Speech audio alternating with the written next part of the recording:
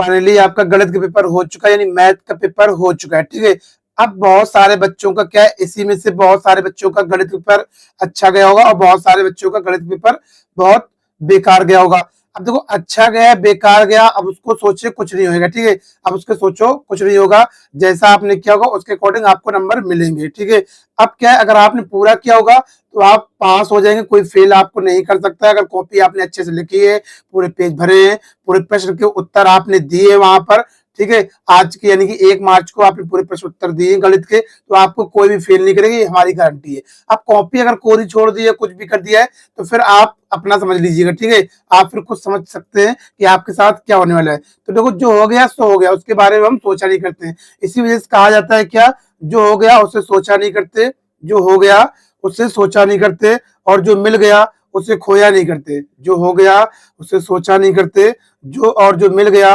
उसे खोया नहीं करते।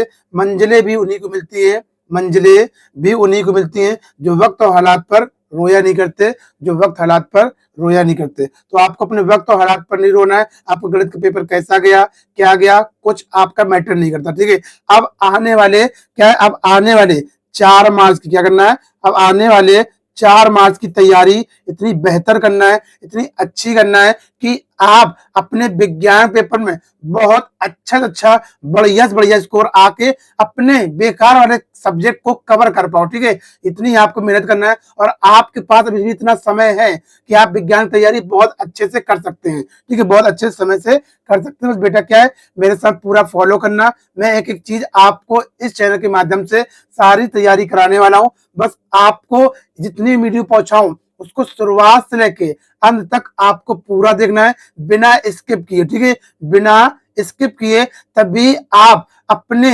विज्ञान की तैयारी को बेहतर से बेहतर करके 4 मार्च को अच्छा से अच्छा स्कोर करके आ पाओगे, ऐसी मैं कामना करता हूं। ठीक है, अब बहुत सारे चैनल क्या है, ये पेपर वो पेपर, इनके चक्करों में मत पड़िए। ठीक है, जितना मैं बता रहा हूं उतना आप करते जाइए। मैं गारंटी लेता हूं कि आप क्या है, अच्छा से अच्छा स्कोर करेंगे। और मैं विज्ञान की क्या है, मैं विज्ञान में गारंटी लेता हूं कि अगर आप मैं जितना भी पहुंचा रहा हूं कंटेंट, उस कंटेंट को आप फॉलो कर लोगे, तो मैं कह सकता हूं कि आप क्या है, मैं ये कह सकता हूं कि आप 70 में से क्या है 70 में से बेटा क्या है 60 प्लस का स्कोर जरूर करोगे, ये मेरी गारंटी है। बस आपको वीडियो पूरा का पूरा देखना पड़ेगा, क्लास पूरी की पूरी ज्वाइन करना पड़ेगी, तभी आप ये सपना भी अपना विज्ञान में पूरा का पूरा कर पाओगे। देखो, अब चालू करते हैं। क्या है, यहाँ पर ये आपका पेपर है, और ये पेपर जो मेरे पास है वो क्या मोस्ट इंपॉर्टेंट है, क्या है मोस्ट इंपॉर्टेंट क्वेश्चन इसमें दिए गए। ये मैं उम्मीद रखता हूं कि देखना, बहुत सारे क्वेश्चन 4 मार्च को क्या है बेटा, 4 मार्च को यहीं से ही फंसने वाले हैं। तो आप इन क्वेश्चनों को जरूर तैयार करके जाना। ठीक है, अभी मैं एक एक चीज करके इसमें आपका सोल्यूशन बताऊंगा, ये भी बताऊं कैसे आपको तैयारी करना है, क्या करना है। तो वीडियो के अंत तक बने रहना और साथ में साथ देखते रहना। ठीक है, आप देखो, सबसे पहले क्या है बेटा, यहाँ पर आप 2 पेपर दे चुके होंगे, तो आप जान चुके होंगे कि यहाँ पर अनुक्रमांक लिखने को आता है और क्या आता है बेटा, आपका नाम लिखने को आता है। तो आप यहाँ पर अनुक्रमांक अपना और नाम यहाँ भर देंगे। अब देखो, मेरे पास जो कोड है यहाँ पर क्या है, 801 ईडी कोड है। क्या है, 801 ईडी कोड, ये इंपॉर्टेंट कोड है, और इसमें सारे क्वेश्चन भी आपको इंपॉर्टेंट दिए गए हैं। अब एक एक करके देखते हैं। ये 2025 का एक विज्ञान का मॉडल पेपर है। आप कुछ भी कह सकते हैं, मॉडल पेपर कह सकते हैं, वायल पेपर कह सकते हैं, लीग पेपर कह सकते हैं, कुछ भी आप इसका XYZ नाम दे सकते हैं। ठीक है, बट क्या है, इस पेपर में आपके सारे मोस्ट इंपॉर्टेंट क्वेश्चन यहाँ पर कवर होने वाले हैं। ठीक है, तो वीडियो को पूरा पूरा अंत तक देखना बेटा। अब देखो, समय क्या है, आपको समय जो है पेपर का क्या दिया जाएगा, 3 घंटे 15 मिनट समय आपको इसको सॉल्व करने का दिया जाएगा। और इसका जो पूर्णांक होगा वो आपका 70 मार्क्स का होगा। कितने नंबर का होगा, 70 नंबर का होगा। कुछ निर्देश दिए जाते हैं, देखो पढ़ लेते हैं। क्या है, यहाँ पे प्रारंभ के आपके 15 मिनट पर छात्रियों को, यानी कि पेपर बढ़िया पढ़ लेना पहले, ये ना हो भैया सॉल्व करने लगे। 15 मिनट का समय दिया गया, तो ये कोशिश करना कि आप 5 मिनट में अपने प्रश्न पत्र को पढ़ लो। ठीक है, अपने 5 मिनट में पूरे प्रश्न पत्र को पढ़ लो, उसके बाद पेपर को हल करना शुरू कर दो। अब देखो, पहला निर्देश क्या है, यहाँ पर सबसे पहला प्रश्न है, यह प्रश्न पत्र 2 खंडों में विभाजित होगा, खंड आ में और खंड बा में। ठीक है, खंड आ जो होगा आपका, देखो खंड आ प्रश्न बहुविकल्पी प्रश्न होते हैं भैया, पता है। और उसके बाद 4, जिसमें 4 उत्तर विकल्प दिए गए होंगे, 4 दिए गए होंगे, ABCD, जो सही लगे उससे बढ़िया गोला कर देना। सही विकल्प चुनकर OMR पाठक पाठक में भरिए खंड बा वर्णनात्मक प्रश्न है। और जो आपका खंड बा होगा वो क्या होगा बेटा, आपका वर्णनात्मक होगा। उसके बाद देखो दूसरा पॉइंट क्या है, प्रत्येक खंड 3 उपखंडों में विभाजित होगा, यानी कि का खा गा, यानी फिजिक्स, केमिस्ट्री और बायोलॉजी। ठीक है, उसके बाद देखते हैं अगला पॉइंट है, प्रत्येक खंड में सभी प्रश्न का एक साथ करना आवश्यक है। प्रत्येक खंड नए प्रश्न से प्रारंभ किया जाएगा। अब हर एक क्या है, हर एक खंड को, हर एक प्रश्न को आप नए पेज से प्रारंभ करेंगे, तभी आपको बढ़िया से बढ़िया स्कोर आप विज्ञान में कर पाएंगे। अब देखो चौथा पॉइंट क्या है, सभी प्रश्न आपको करना अनिवार्य है। ये नहीं 4-10 पूछे गए, 6 कर दिए, 4 छोड़ दिए, तो भैया आपको ये नहीं करना है। कैसे भी करेंगे, कुछ भी करेंगे, आपको सोल्यूशन जो है पूरे के पेपर का करना है। प्रश्नों के निर्धारित अंक आपको उनके दिए जाएंगे, जो उनके निर्धारित अंक आपके लिए बनेंगे वो आपको दिए जाएंगे। 6 पॉइंट देखते हैं क्या है, आवश्यकता अनुसार अपने उत्तरों की पुष्टि स्वच्छ एवं नामांकित चित्रों एवं रासायनिक समीकरणों द्वारा कीजिए। अगर उस क्वेश्चन में आपसे कोई चित्र पूछा गया है तो आप चित्र अवश्य बनाएंगे, उसको आप छोड़ेंगे नहीं किसी भी हाल में, किसी भी कंडीशन में। अब उसके बाद अगर उसमें वहां पर समीकरण पूछे गए, रासायनिक समीकरण पूछे गए, तो उसको भी आपको लिखना है, क्योंकि इसके नंबर बहुत होते हैं। ठीक है, अब देखते हैं यहाँ से सॉल्व करना चालू करते हैं। खंड आ क्या है बेटा, खंड आ, और ये आपका क्या होगा, बहुविकल्पी प्रश्न होगा। क्या होगा, बहुविकल्पी प्रश्न। मेरे साथ साथ आप भी बोलते चलिए और आप भी रिपीट करते चलिए, जैसे कि आपको चीजें क्या हो जाएंगी। देखना क्लास के साथ साथ ही क्या है, क्लास के साथ साथ ही आपको सारी चीजें याद होती चली जाएंगी। बस क्लास को पूरा का पूरा देखना, शुरुआत से लेकर अंत तक देखना, एक भी स्किप मत करना, क्योंकि आपकी जिंदगी का सवाल है। ठीक है, आपके विज्ञान के नंबर का सवाल है, और जब नंबर आपके अच्छे आएंगे तो आप दुनिया में अच्छा ही करेंगे। तो क्या है यहाँ पर प्रश्न संख्या आपका पहला है, क्या है, एक उत्तर दर्पण की फोकस दूरी 10 सेंटीमीटर है, दर्पण की वक्रता त्रिज्या होगी, भैया कितनी होगी, इसकी होगी कितनी, 20 सेंटीमीटर होगी। कितनी होगी, 20 सेंटीमीटर होगी। अगला प्रश्न देखते हैं, क्या है, विद्युत धारा का ऐसा ही मात्रक है, विद्युत धारा का ऐसा ही मात्रक है, तो क्या बेटा एम्पियर है। क्या है, एम्पियर। टिक लगाते जाए बढ़िया एकदम मेरे साथ साथ और याद करते जाए। विद्युत धारा का ऐसा ही मात्रक क्या है, एम्पियर। क्या, एम्पियर। प्रश्न संख्या तीसरा क्या है, किसी चालक में विद्युत धारा का प्रभाव होता है, किसी चालक में विद्युत धारा का प्रभाव होता है, तो किसके द्वारा होता है, इलेक्ट्रॉनों के द्वारा होता है। किसके द्वारा होता है, इलेक्ट्रॉनों के द्वारा होता है। प्रश्न संख्या आपका चौथा है, प्रिज्म द्वारा विचलन अधिकतम होता है, किस रंग में होता है भैया, किस रंग में होता है, इसमें होता है। किसमें होगा, इसमें, इसका चौथे में किसका होगा, आपका हो जाएगा क्या, आपको हो जाएगा बैगनी रंग में। क्या होता है, बैगनी रंग में सबसे अधिक होता है। अगर कम पूछेगा आपको क्या हो जाएगा, लाल हो जाएगा। क्या हो जाएगा, लाल हो जाएगा।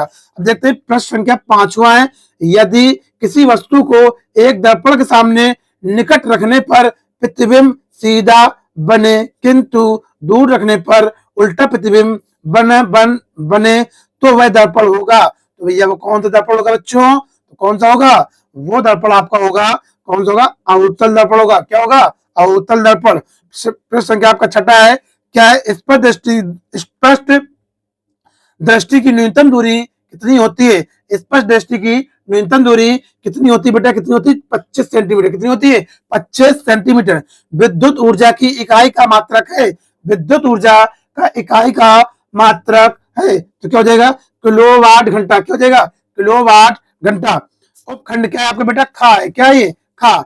शुद्ध जल का पीएच होता है, बहुत बहुत इंपॉर्टेंट है, पता है सभी बच्चों को, 7 होता है। क्या होता है, 7। फटाफट बोलते जाए और साथ साथ सॉल्व करते जाए। बहुत मोस्ट इंपॉर्टेंट क्वेश्चन यहाँ पर दिए गए। अब देखो, पेयजल को जीवाणु रहित करने में प्रयोग किया जाता है, क्या किया जाता है, ब्लीचिंग पाउडर। क्या किया जाता है, ब्लीचिंग पाउडर किया जाता है। क्या कहता है, ब्लीचिंग पाउडर किया जाता है।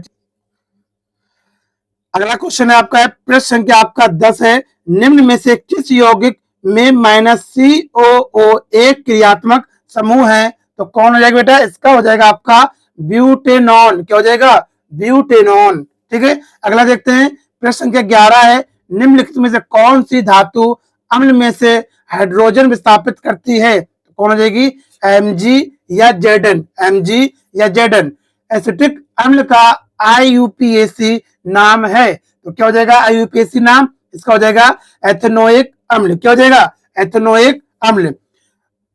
प्रश्न संख्या आपका क्या है, कार्बन परमाणु की संयोजकता है तो कितनी होती है, कार्बन परमाणु की संयोजकता कितनी होती है, 4 होती है। क्या होती है 4। ठीक है, अब देखते हो उपखंड खा गा आएगा, क्या आएगा बेटा गा, और यहां से आपकी चालू हो जाएगी क्या, क्या चालू होगी, ये चालू होगी आपकी बायोलॉजी। क्या बायोलॉजी चालू हो जाएगी। ठीक है, यहाँ पे अपने आपको अच्छे से एकदम बायोलॉजी को सॉल्व करना है। अब देखते हैं पराग कोष में होते हैं, पराग कोष में होते हैं, तो क्या होता है पराग कोष में, क्या होते हैं बताओ भैया, क्या होते हैं परागकण होते हैं। क्या होते हैं परागकण। प्रश्न संख्या 15 है, यकृत स्रावित करता है तो कौन करता है, इसमें कौन करता है, इसमें हो जाएगा आपका क्या हो जाएगा, ये हो जाएगा पितरस। क्या हो जाएगा पितरस, इसका राइट ऑप्शन क्या हो जाएगा पितरस, ये हो जाएगा।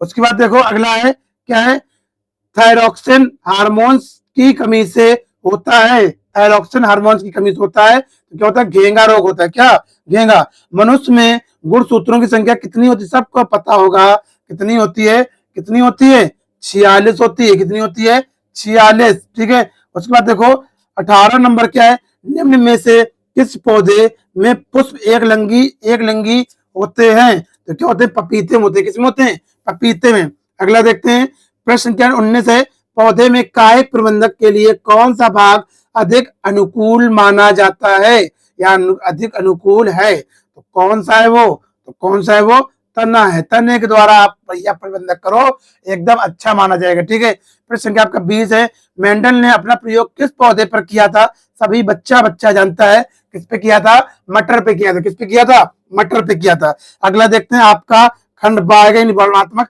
इसको आपको कॉपी में बढ़िया एकदम सुंदर सुंदर लेख में लिखेंगे, तभी आपको एग्जामिनर अच्छे नंबर यहाँ पर देगा। ठीक है, अब देखते हैं यहाँ पर सबसे पहला प्रश्न, सबसे पहले आपकी चालू होगी क्या बेटा फिजिक्स चालू होगी। क्या चालू होगी फिजिक्स। फिजिक्स आपकी यहाँ से सबसे पहले होगी। ठीक है, फिजिक्स आपको सबसे पहले यहाँ पर सॉल्व करना पड़ेगा। अब फिजिक्स सॉल्व होगी, और फिजिक्स जो आपकी आएगी यहाँ पर वो कितने नंबर की आएगी 18 नंबर की। कितने नंबर की 18।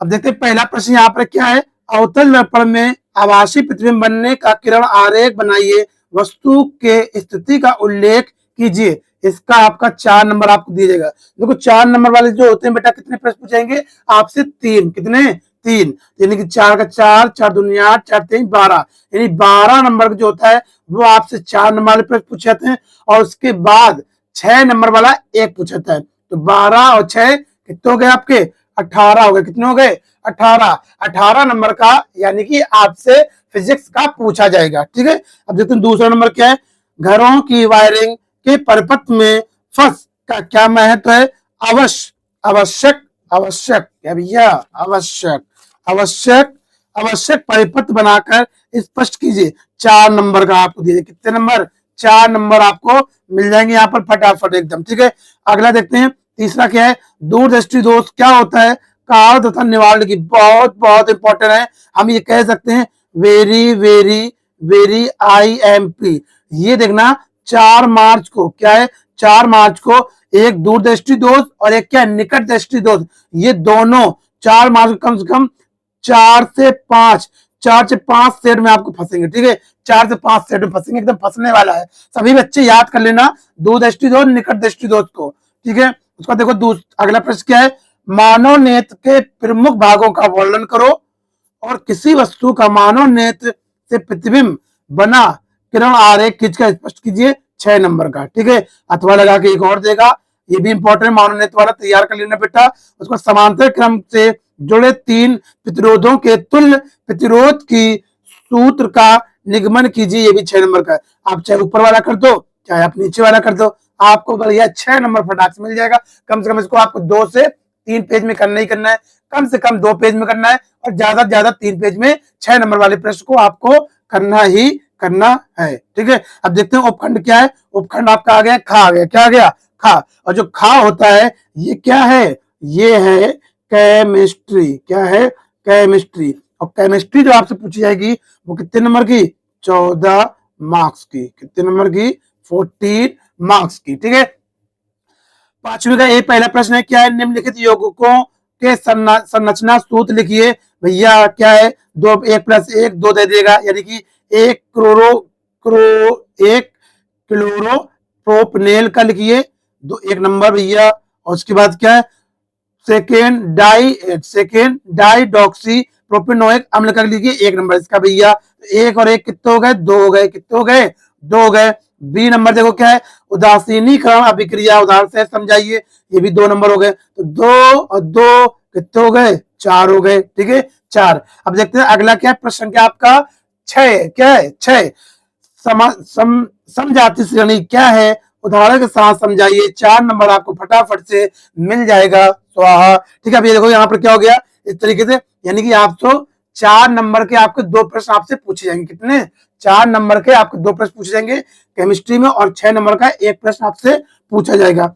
अगले देखते हैं प्रश्न क्या आपका, एकदम बिल्कुल तैयार करना, पूरा पूरा अंत तक देखना वीडियो, ठीक है, तभी आपको देखना, मैं कह रहा हूँ ये गारंटी ले सकता हूँ आप देखना, 4 मार्च को विज्ञान पेपर बहुत अच्छा स्कोर करेंगे, बहुत बढ़िया करेंगे, अच्छा करेंगे, सबसे अपने दोस्तों से अच्छा ही करेंगे। जो जो फॉलो कर रहा है वो देखना बहुत अच्छा स्कोर करने वाला है 4 मार्च को। बस पूरा एकदम सोल्यूशन देखते जाइए, समझते जाइए कितना क्या नंबर का कहां से आना है, कैसे पूछा जाना है, यही चीज आपको समझना बहुत ही इंपॉर्टेंस है, ठीक है, इंपॉर्टेंस है। लास्ट में प्रश्न क्या, सातवां क्या, निम्नलिखित का रासायनिक समीकरण लिखिए, 6 नंबर का पूछा जाएगा, क्या 6 नंबर का। देखो यहाँ पर कितने समीकरण दिए गए, पहला दिया गया एथेनॉल सोडियम के साथ अभिक्रिया करता है, 1 नंबर दे देगा एग्जामिनर। एथिल एल्कोहल को 443 के ताप पर सांद्र सल्फ्यूरिक अम्ल के साथ गर्म किया जाता है, इसको आपको लिखना है भैया, क्या लिखना है इसका, समझाती इसका, इसके रासायनिक समीकरण, सबके सबके रासायनिक समीकरण लिखना है आपको, ठीक है, बढ़िया। कम लिखना पड़ता है और ज्यादा नंबर मिल जाता है, रासायनिक समीकरण आप सबके तैयार करके जाएंगे, ठीक है। यहाँ पर 1 नंबर, तीसरा देखो क्या है, मेथेल को वायु में जलाया जाता है, इसका भी 1 नंबर हो गया।